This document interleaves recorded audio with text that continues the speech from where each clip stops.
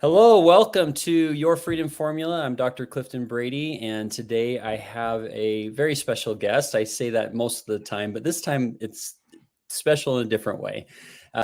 Jason Van Orden is someone that I've admired and enjoyed getting to know for many, many years. Full disclosure, he's my wife's favorite cousin, the cousin that made her laugh when no one else could. She still remembers some of the things that you would say, and she just would roll with laughter. And thankfully, I can do that too. But anyways, yeah. And then I've been at his feet learning what it looks like to create a course to help people in new and unique different ways. When you have this unique genius inside of you and you want to get it out, and realizing, you know what, it is unique, number one.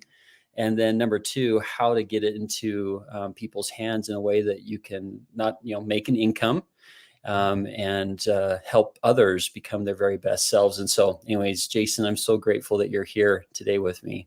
Yeah, sure thing. It's good to be here. Thanks, Clifton. You bet. So on your LinkedIn page, would be kind of helpful for people to know who you are.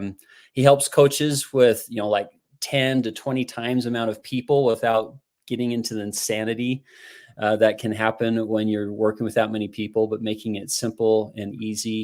He has the scalable genius. I've also gone through his courses with the gravity method, and he's a podcaster and co-founder of the GEM network, which is Generous Entrepreneurs in Marketing, if I said that right.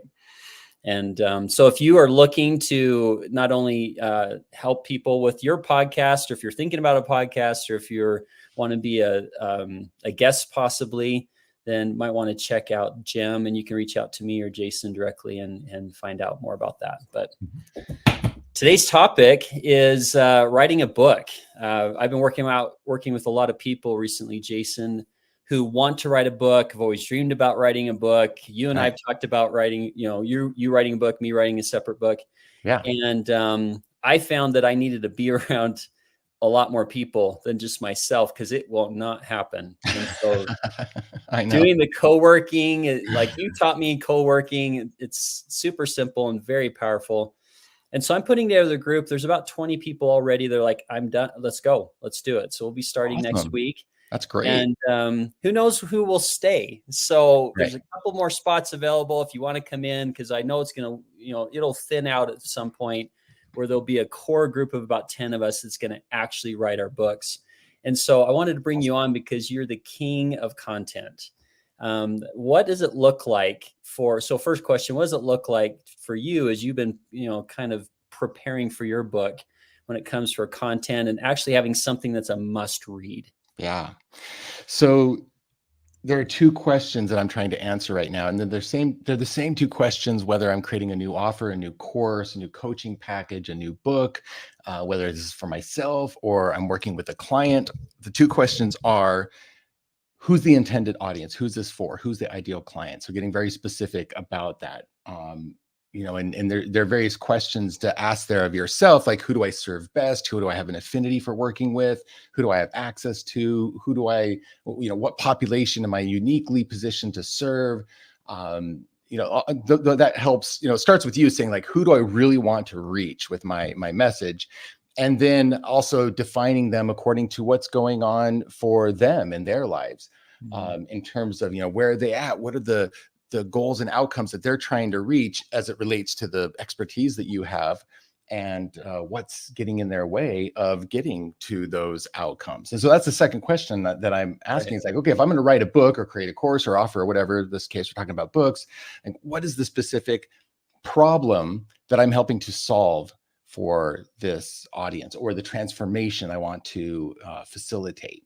So, they're over here. There's a thing, a different future they'd love to achieve that's over here. And if you imagine, a picture of them here and this like treasure chest over here, and there's this big chasm in the middle, your book needs to be this bridge that carries them across. And for them to look at that bridge and go, oh my gosh, that's for me. This is how I'm going to get there.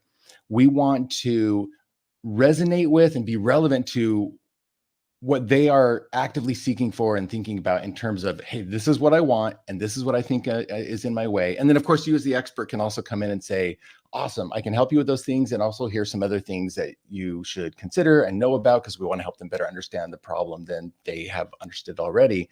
But Right. it all starts by defining who is that ideal client or audience, and what is it that we're solving for them. And hopefully it's something that they are, actively aware of and looking for, because it's really hard to get and keep people's attention these days. And one of the best ways to do that is just to be highly relevant to what is most important to your ideal audience right now. Yeah, be specific in what you're doing. Be laser focused in it, because if you're all things, all people, you become nothing to nobody. I feel like Yeah. you taught me that to, enter the conversation that's already happening Mm, in their mind, and I'm yeah. I'm going to attribute it to you now because I've heard you say it more than the original guy. It's now your quote. One of the things I was thinking about is you're talking about here and here, what who they are and where they want to go in the bridge. I feel like there's an element to discovery that's helpful for the reader. And what I'm trying to say is if you just map it out 100%, then they don't get to engage in the work. Mm. Do you feel like there's like a balance between telling them what to do, but also helping them discover it in your words? Yeah, sure. I think so. I mean, if we're trying to facilitate lasting and sustainable change, and transformation in their lives, I do think it's important for. I mean, here's how I approach all of my teaching and coaching, and is that I try to create frameworks. And that might look like a simple little formula that they're following, like an acronym or something. It might be a worksheet, it might be a diagram, but I'm essentially Mhm. trying to provide them tools to help them get clearer on where they're at and what they want, Right. and help them to assess where they're at and what the holes are in the process that is going to get them to where they want to go. And so I think I think that's part of what you're getting at here, is that we Yeah. want to engage them in that process in terms of asking. I mean, it's good coaching, right? I work with a lot of coaches, and I think whether you're a coach or a practitioner or whatever, yes, people want our expertise, but we also want to really engage them in that process. And I think no matter what that change, transformation, outcome is that you're helping them to achieve, there's always, most often, I mean, I guess in just about every niche or market I've been in, some Mhm. element of mindset that needs to be addressed in there. Okay.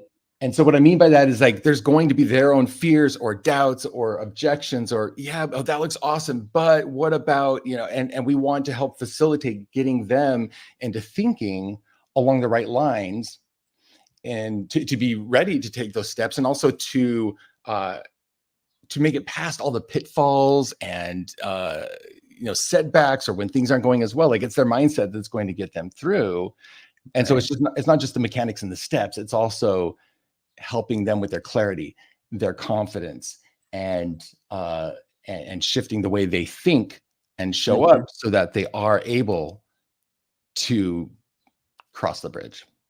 Absolutely. What I'm hearing in my mind, my version of what you said is that you have these core principles, these non-negotiable principles that you base everything off of, and then you kind of grow from those seeds of, if you have certain values, then you need to stay true to those values.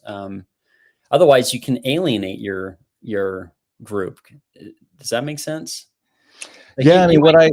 yeah, I think it's important to think. So we just talked about, like, okay, knowing, like, who your audience is and what they want to achieve, but there are parameters, values, needs that are important to them in the approach that they take to get there, right? So, Mhm, for instance, I mean, you come from a health background, right?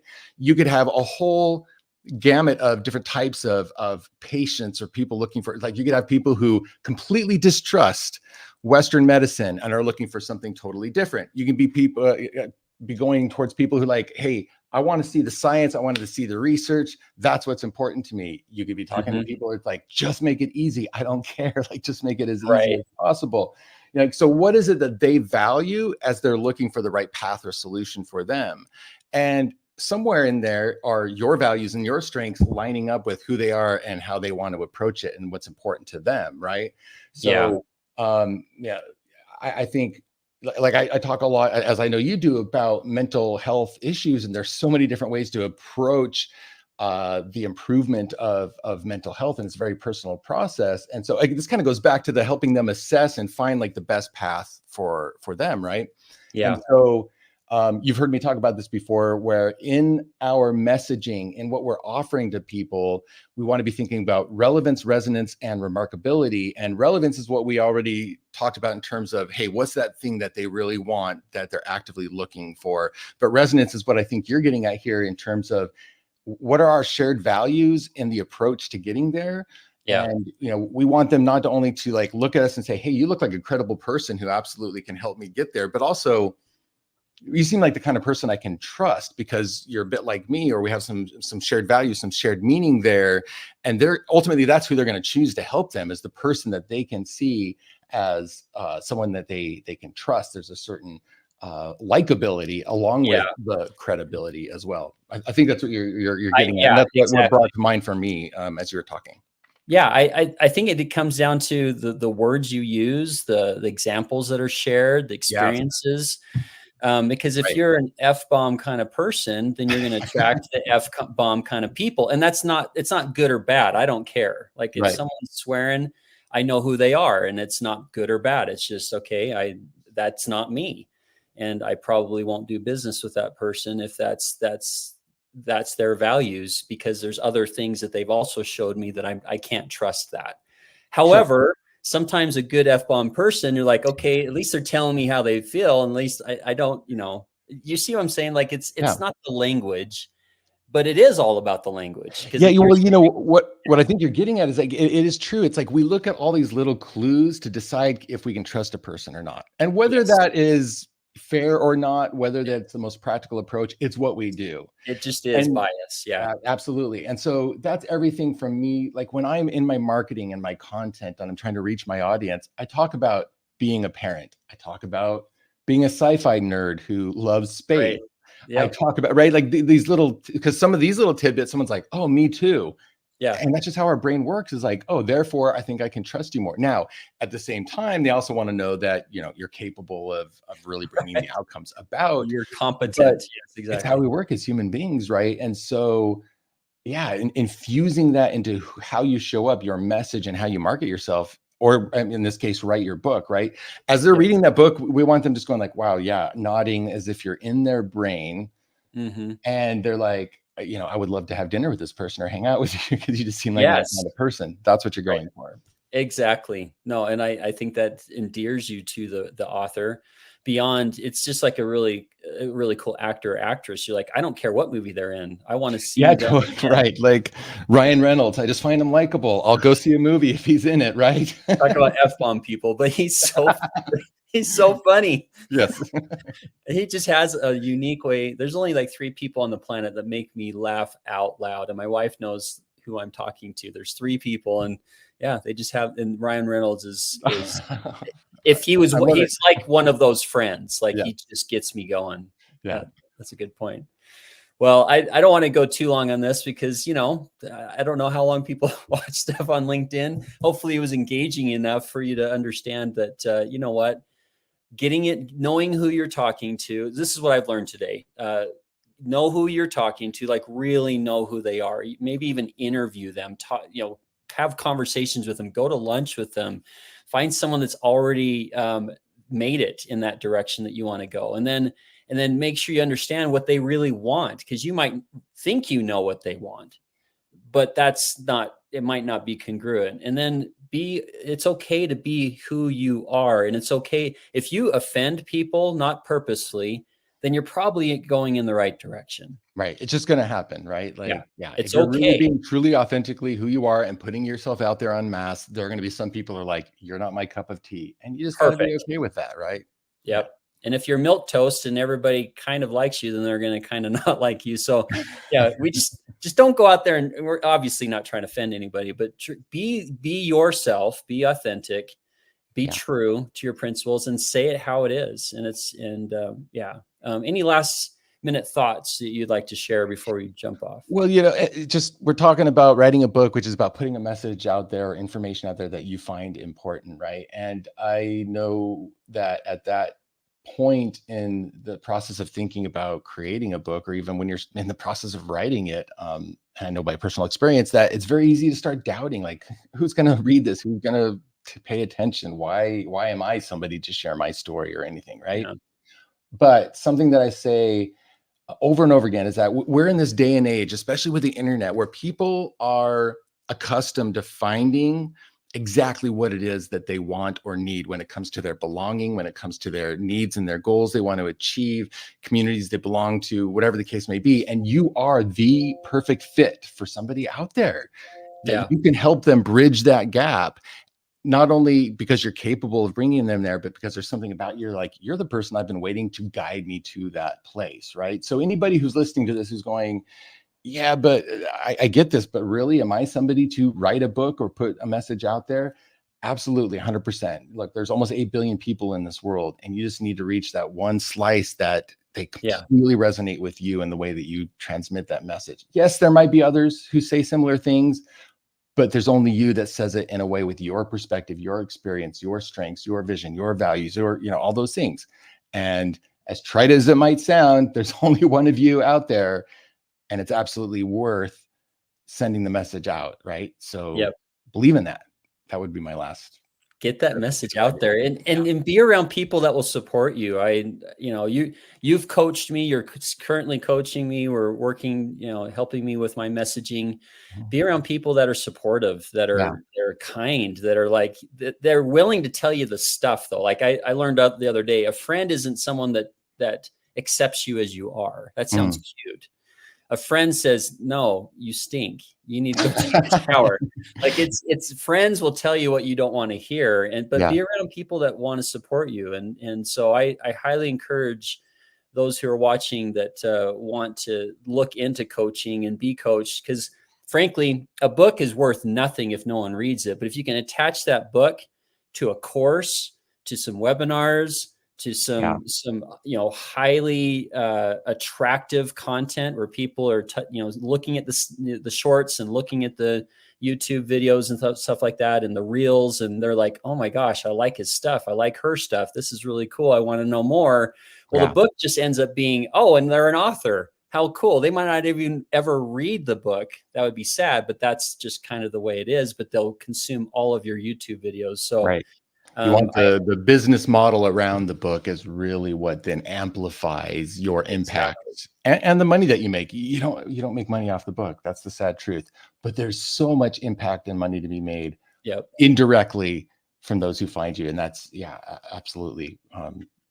Love what you're saying there. Yeah. Yeah. And that's one of the reasons why I'm writing a book, full disclosures. I want to solidify the message that I want to share with people. Yeah. And this is forcing me to do that around high quality other professionals that are, in my case, healthcare professionals mostly, that want to share a message to the world. And so, yeah, whether it's getting into the GEM group with Jason, or being coached with him with Catalyst, or, joining our group that's helping write a book, there's lots of options for you, free options, paid options, whatever you makes sense Yeah. for you. So Jason, you're awesome. Appreciate your time. You too, Clifton. Thank you. Yeah, it's been a great conversation. I really appreciate it.